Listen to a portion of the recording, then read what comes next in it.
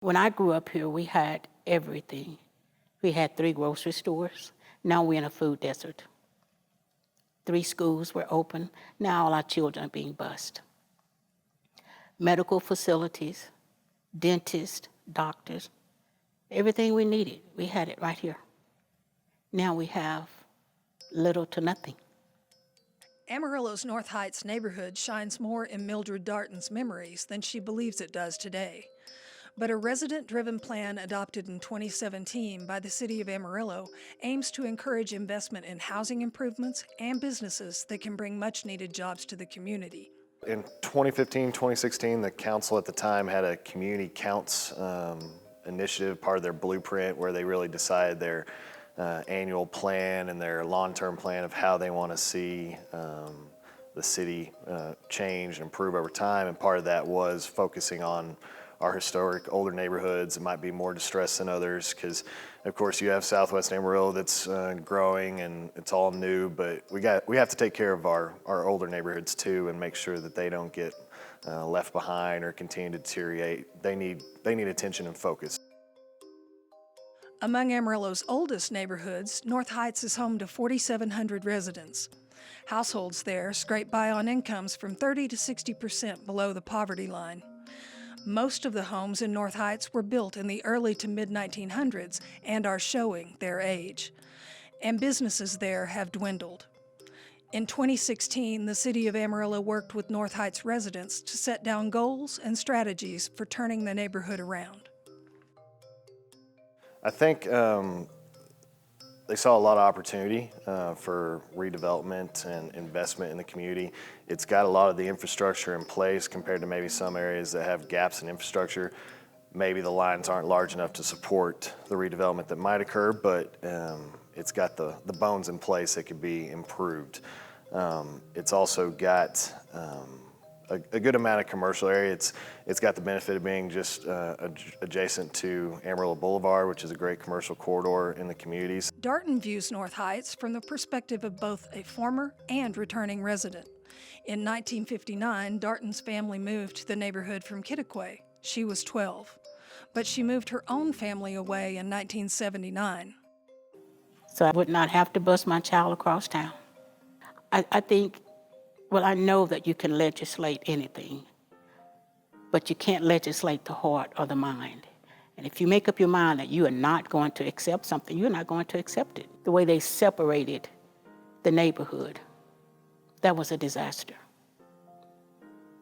I worked over 15 years with natural disasters. I came home for a visit and I saw a man-made disaster. So that motivated me because this community invested a lot in me.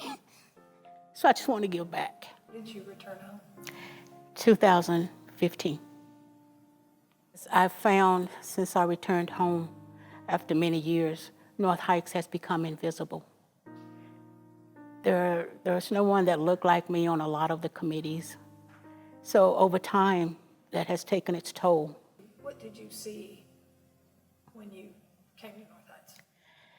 I saw a lot of vacant property, dilapidated structures, children on the bus stop before sunup in the morning, and weather, rain, wind, poor transportation, no jobs. Our young professionals live across town. So what we're left with in North Heights are a lot of single parents that work several jobs and the elderly. But the community is so fragmented because a lot of the people that live in this area now don't know the history. They don't have the commitment, the pride that we had when I grew up here. We've started fixing it, hopefully, with the North Heights neighborhood plan. They want to see that pride in home ownership and investment in the neighborhood, and it's tough when you have industrial zonings and multifamily zonings and manufactured home zonings not quite as compatible as you'd like it to be. So that's one of the things we're actually working on right now with the neighborhood committee, is focusing on where those zones might be that could be a good candidate for rezoning to try and encourage the types of uses that their plan would like to see. They also wanted to see more diversity of housing, whether it's affordable housing, different single-family housing options. Part of that's also the zoning. It's got a lot of light industrial zoning, multifamily zoning that maybe isn't as compatible with home ownership. So those are some things we'll also be focusing on. One of the big dreams, at least from my opinion, is just continued reinvestment in the neighborhood. There's a lot of positives to work with as far as seeing that reinvestment. So economic development and redevelopment was a high priority for them. So I think now we're starting to see that come to fruition with like the linen service that's interested in coming in along Amarillo Boulevard, the St. Anthony's acquisition for North Heights. North Heights Linen Service plans to build a $5 million facility on West Amarillo Boulevard. The employee-owned co-op would serve hospitals and other businesses with linen needs. And the nonprofit St. Anthony's Legacy and Redevelopment Corporation is working to revive the long-vacant St. Anthony's Hospital campus, also on the boulevard.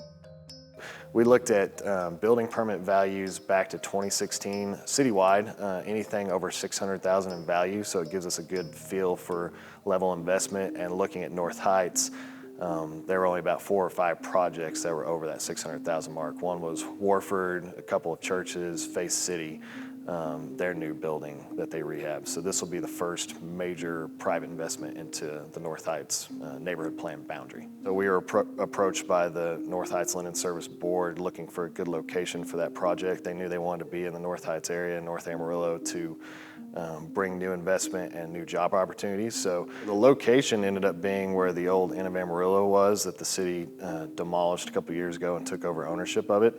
We were able to work with them as far as selling and providing that property to them for that development. So they're looking at providing initially 40 jobs up to 100 as they continue to grow and expand the operation, but it's specifically to serve hospital and healthcare industry linen needs. It's employment. It's a chance to own something, to generate wealth. And that is what North Heights need. The St. Anthony's project, it was privately owned for about the last 10 years, and just over the last year, a nonprofit was able to work with the previous owner to get it donated, basically to the community, to this board, working with the North Heights Advisory Committee to get it into their hands. So they're currently underway master planning, looking at concepts, what might that building look like 5-10 years from now, so we can start to hopefully work with investors, people that might be interested in seeing something go into that building. It's an engine that can be used in this community to generate generational wealth.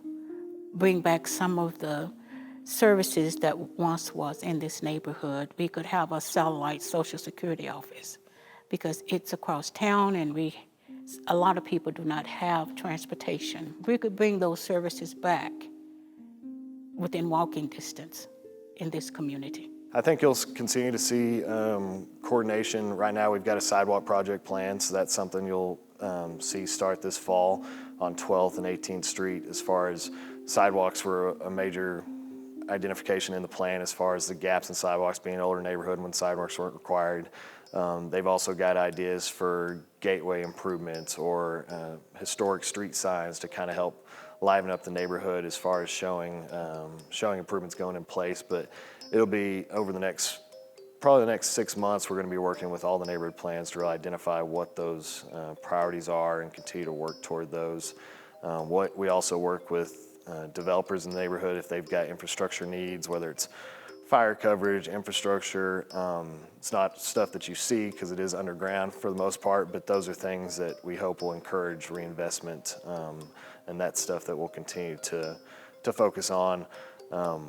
Warford was another one that wasn't necessarily part of the neighborhood plan, but the city took the initiative to take on the old Y and put money into it to see it rehabbed and turned it into an activity center. So we'll continue to work on different projects in the neighborhood. And of course, Thompson Pool has been a discussion lately as far as how we go about replacing that pool. So there's a lot of different conversations in place right now.